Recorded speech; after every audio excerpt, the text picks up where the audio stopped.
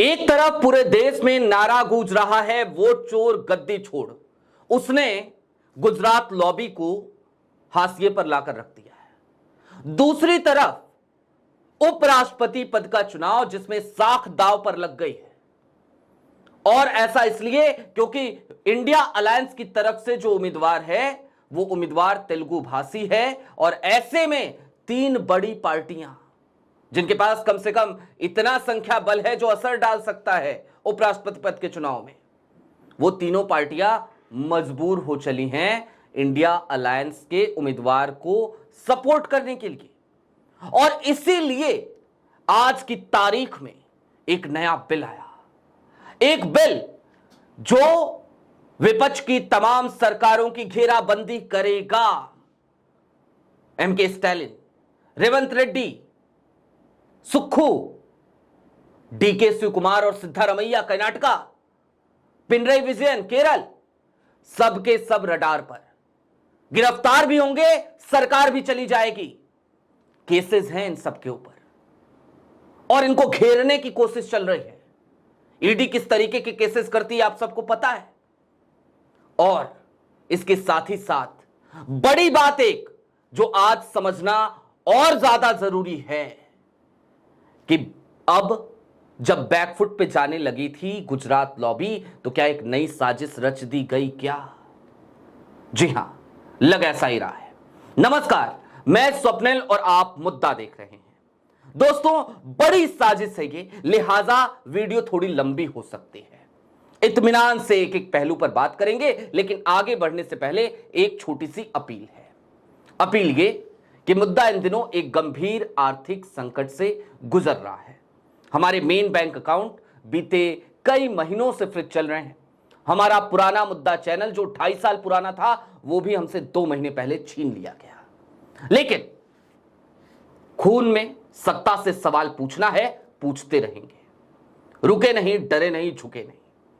लेकिन हां, इन हालातों में मुद्दा को डे टू डे ऑपरेशंस में मुश्किलों का सामना करना पड़ रहा है। यदि आप सक्षम हो, यदि आप चाहें तो छोटी छोटी मदद मुद्दा की जरूर कीजिएगा। आपके स्क्रीन पर क्यूआर कोड है, नीचे यूपीआई का नंबर है।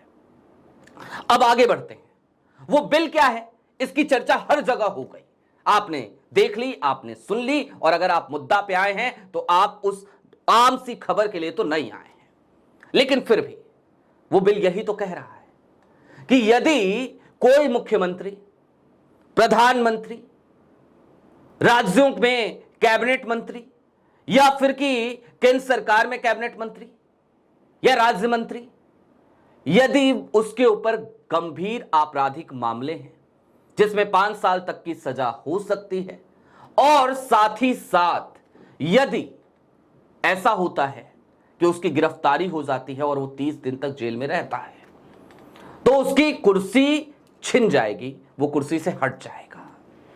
पुराने 2 उदाहरण अभी हालिया दिनों के आपको याद दिला देता हूं। अरविंद केजरीवाल 177 दिनों तक जेल में रहे, कुर्सी उन्होंने नहीं छोड़ी। हेमंत सोरेन गिरफ्तार हुए और गिरफ्तारी देने से पहले नैतिकता के आधार पर उन्होंने कुर्सी अपनी छोड़ दी थी। हालांकि दोनों ही जेल से बाहर हैं अदालतों के चक्कर काटने के बाद। ईडी के केसेस का क्या होता है आप सबको पता है। लेकिन यह जो कुछ भी हो रहा है, ये क्यों हो रहा है?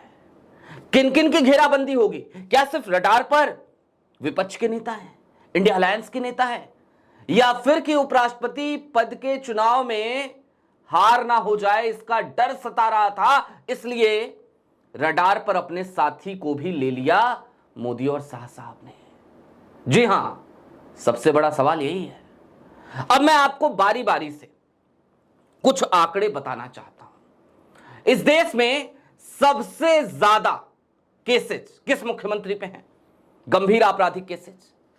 नाम है रेवंत रेड्डी, तेलंगाना के मुख्यमंत्री। वो मुख्यमंत्री जिसके एक दाव ने फंसा दिया मोदी और शाह साहब को, बुरी तरीके से फंसा दिया उपराष्ट्रपति पद के चुनाव में। रेवंत रेड्डी के एक दाव ने बी सुदर्शन रेड्डी के नाम ने, रेवंत रेड्डी ने ही यह नाम प्रपोज किया था।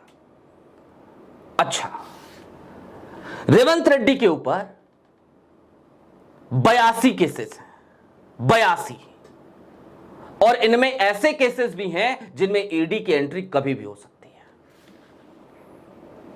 2-3 ऐसे केसेस हैं, फर्जी दस्तावेज के, संपत्ति हस्तांतरण के, ट्रांसफर के, प्रॉपर्टी ट्रांसफर के। तो रेवंत रेड्डी रडार पर। रेवंत रेड्डी के अलावा थोड़ा और आगे बढ़िए, हालिया दिनों की घटनाओं को याद कीजिए। 2 बड़े नाम कांग्रेस के और पहले उनके बारे में जान लीजिए। हालांकि टारगेट रेवंत रेड्डी के साथ कोई और भी है, एक और बड़ा नाम है, वो कांग्रेस का नहीं है, राहुल का अच्छा दोस्त है, उसकी तरफ चलेंगे। लेकिन कांग्रेस की बात कर रहे हैं तो 2 और कांग्रेसी नेता। कर्नाटक के मुख्यमंत्री सिद्धारमैया, गिरफ्तारी की तलवार लटक रही है, खबरें कई बार आपने देख ली होंगी। और सिद्धारमैया से कहीं ज्यादा टारगेट पर कर्नाटका के उप मुख्यमंत्री डीके शिवकुमार। अमित शाह साहब कितने बड़े चाणक्य हैं, ये तो अमित शाह साहब जाने या उनकी स्तुति करने वाले जाने, लेकिन डीके शिवकुमार सही मायनों में एक चाणक्य है और लिहाजा वो टारगेट पे आज से नहीं है। लेकिन अब इस बिल के बाद कितना आसान हो जाएगा उनको गद्दी से उतारना, उनकी कुर्सी छीनना, उनको गिरफ्तार करना। सोचिए जरा, इम्यूनिटी खत्म, ये 2 नाम और टारगेट पर। और रेवंत रेड्डी के बाद जो हिटलिस्ट में एक और नाम है, वो नाम है एमके स्टैलिन का। एमके स्टैलिन, बड़ा नाम, तमिलनाडु के मुख्यमंत्री। सेंथिल बालाजी उनके मंत्री थे, अभी हालिया दिनों में आपने देखा होगा, भ्रष्टाचार के आरोप लगे, कुर्सी गई, सब कुछ गया। एमके स्टैलिन, राहुल गांधी के अच्छे दोस्त, संकट मोचक और उपराष्ट्रपति पद के चुनाव में बहुत अहम नाम एमके स्टैलिन का। 22 सांसद है उनके पास, 22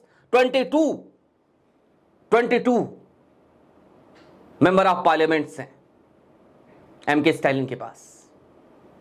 और इन सब के बीच अब जो असली खेल है, जो डर है गुजरात लॉबी को, वो भी समझिए। चंद्रबाबू नायडू बीते दिनों गिरफ्तार हुए थे। कई मामले हैं जिनमें ईडी की एंट्री कभी भी हो सकती है और उनकी वो फाइलें दरअसल एक हथियार की तरह हैं गुजरात लॉबी के पास कि ठीक है, तेलुगु भाषी को सपोर्ट करोगे तो देख लो, इधर फाइल तैयार है, कुर्सी जाएगी, गिरफ्तार भी हो जाओगे।